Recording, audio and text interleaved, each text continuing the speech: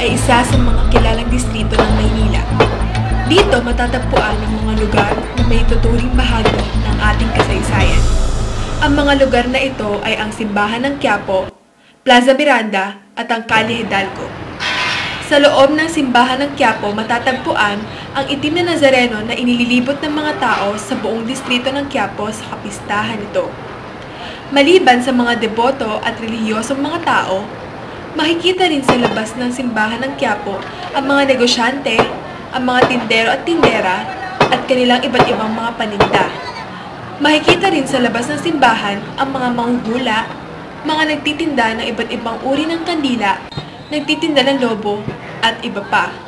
Dinaragsa ng mga tao ang lugar na ito kahit ordinaryong araw dahil na rin sa mga matatagpuan sa lugar na ito.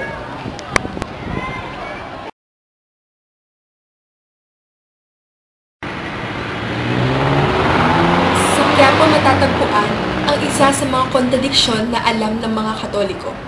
Ito ay ang kontradiksyon na namamagitan sa panghuhula at sa paniniwala ng mga Katoliko. Ang panghuhula ay isang paraan ng pagsasabi ng kapalaran ng isang tao sa pamamagitan ng iba't ibang instrumento. Mayroong bolang kristal, tarot cards, at ang palad ng tao. Ngunit bakit manghuhula ang napili para sa dokumentarong ito? Ito ay dahil sa ating lipunan, ang mga gaya nila ay minsan nang itinuring hindi parte ng ating komunidad.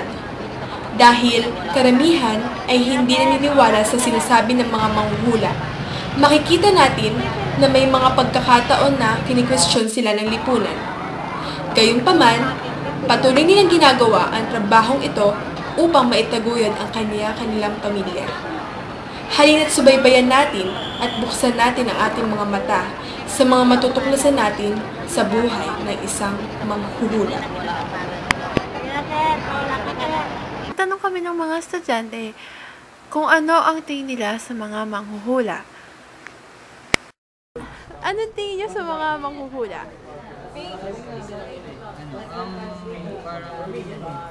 Parang trabaho lang nila. Parang hindi naman kasi totoo. Kasi parang para sa akin hindi naman believable yung mga hindi totoo. Bakit? Parang maganda siyang form of entertainment. Nakakaaliw pag nakakita ka ng mga nila. Kasi ang galing nila magsalita. Parang ano napapadala ka din. Nakakita ka sa Sea of Gloves. Oo! Sea of Gloves! Diba? Nakakatawa na sila pag maganda yung Pag maganda yung mula. Kaya, tingin namin ang magpahula at ginamit niya ay ang mga tarot cards. Alam mo, mataas ang pangarap ko sa buhay. Sikapin mo makatapos. Alam mo, balang araw may swerte ka sa ibang lugar. Kasi okay ka naman, bira ka magkasakit. Kalusugan, dala-dala mo sa taon ito. Kaya kung ano man mga balak mo, plano mo sa buhay mo, maaaring matupad. Huwag ka lang pabago-bago ng isip. Kasi pagdating sa pagkakapirahan, madali ang pera sa iyo. Kaya lang, kuminsan magastos ka. Ano ang birthday mo? August 7 po. Susumingin ka pa. Ha? Pero mabait ka naman makisama. Kaya lang, kuminsan may sumpong ka, may pagkamataas din ang pride mo. Pero pagdating sa pera, madali ang pera sa'yo, kaya so magastos ka nga. Ayan. Pero matutupad mo raw yung pangarap mo. Sikapin mo makatapos, balang araw may swerte ka sa ibang lugar. Talagay dyan. Pero sa ngayon, katamtama na ang takbo ng buhay mo. May inaantay ka bang pera? Parang meron ka ng pera darating, kaya huwag ka raw mainip, ano? Sa pag-ibig, malakas ang apil mo. Pero may kabiguan ka na pinagdaanan pagdating sa love life mo. Meron ka na raw minahal sa nakaraan. Sana nawala na sa'yo. May boyfriend ka ba ngayon? Meron po. Meron daw tao na nag-iisip sa'yo. Makakalaala sa'yo at nagmamahal. Kaya lang, dapat hawak mo ang isip at kalooban mo para hindi siya mawala sa'yo. Dapat ganito mo siya. Kasi ang baraha mo, laging ka raw magmamahal ngayon, laging nawawala. Dahil may hahadlang, may kukontra. Na hindi na iba sa inyong dalawa. Pwede sa pamilya mo, pwede sa kanya. Ha? Kaya dapat maalis yung mga malas-malas mo na yan. O magtanong ka sa sarili mo. mag-wish ka. Wish po.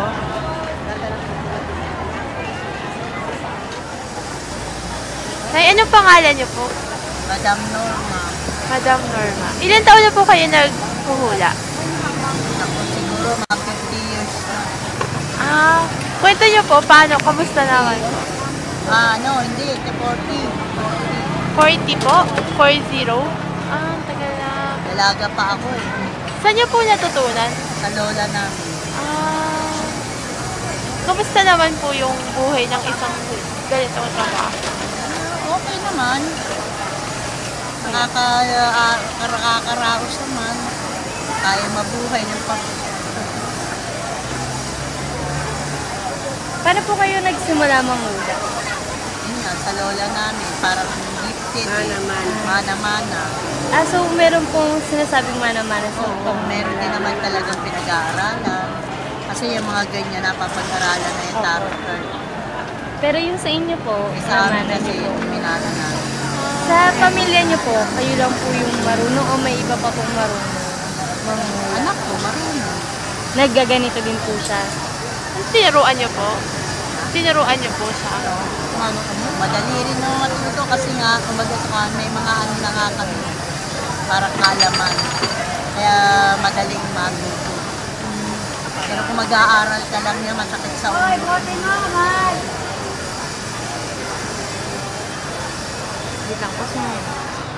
Meron pa sa inyong mga parang nagpapahula lagi? Araw-araw Yung mga- marami nagpapahuli. Meron po kayong mga sukay ganun na bumabalik. Ano po sabi nila sa hula niyo po?